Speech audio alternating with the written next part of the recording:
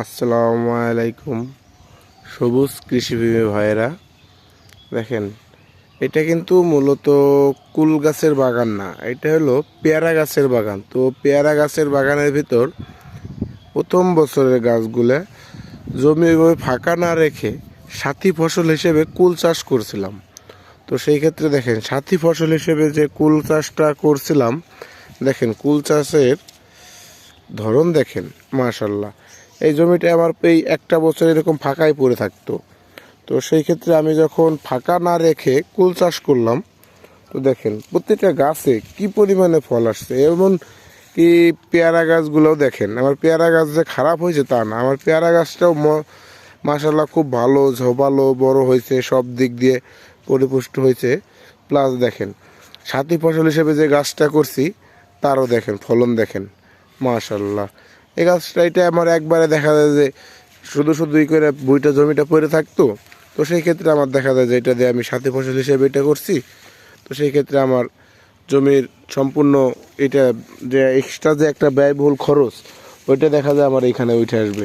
তো সেই ক্ষেত্রে দেখা যায় যে কেউ এই যে গাছের বাগান করলে পরে, পেয়ারা গাছ করলে পরে সাথী ফসল হিসেবে কুল গাছ করতে পারেন, বা কুল গাছ করলে পরেও সাথী ফসল হিসেবে একটু কুল গাছের পরিমাণটা একটু ফাঁকা রেখে আপনি সেই ক্ষেত্রে আপনি পেয়ারা গাছ করতে পারেন। আর পেয়ারা গাছে যখন বাগান করবেন, তো সেই ক্ষেত্রে দেখা যায় স্কোয়ার 4 হাত বা 4.5 হাত, কেউ 5 হাত লাগায়। তো সেই ক্ষেত্রে পেয়ারা গাছের যে একটাই দেখেন, একটা পেয়ারা গাছের কাদির থেকে আর একটা কাদি মাঝে গ্যাপ রেখে তারপরে কুল গাছগুলো লাগানো হয়েছে। দেখেন এই একটা গ্যাপ, পুরো একটা গ্যাপ আছে, এরপরে আবার পরবর্তীতে কুল গাছ লাগানো হয়েছে। তো এরকম করে যদি আপনারা পেয়ারা বাগানের ভিতর সাথী ফসল হিসেবে কুল চাষ করেন, আপনারা অনেক লাভবান হবেন ইনশাআল্লাহ।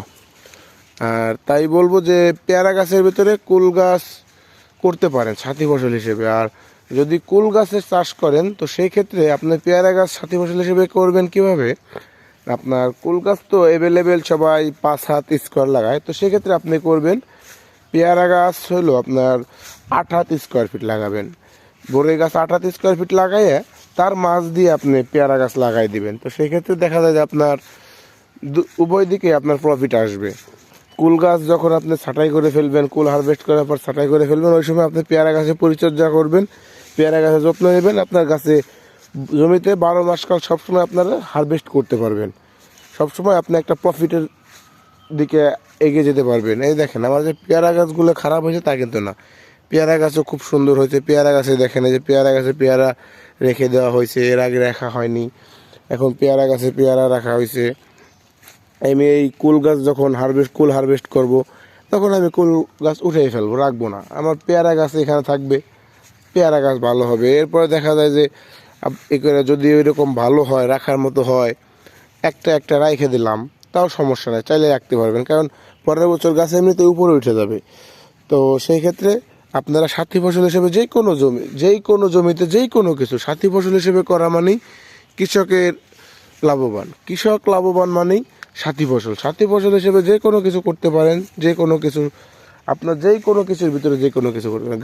গাছের ভিতরে আপনার শাক সবজি বলেন, এই যে এক একটা কাঁদি ফাঁকা পড়ে রয়েছে, এইখানে আমি এখন শীতের মৌসুম, শীতের সবজি চাষ করব। চাইলে আপনারা এরকম সাথী ফসল হিসেবে সবজি চাষ করতে পারেন, অনেক অনেক কিছুই করতে পারেন। আর কৃষি বিষয়ে যে কোনো পরামর্শ করার জন্য স্ক্রিনে দেওয়া নাম্বারে যোগাযোগ করতে পারেন। ধন্যবাদ।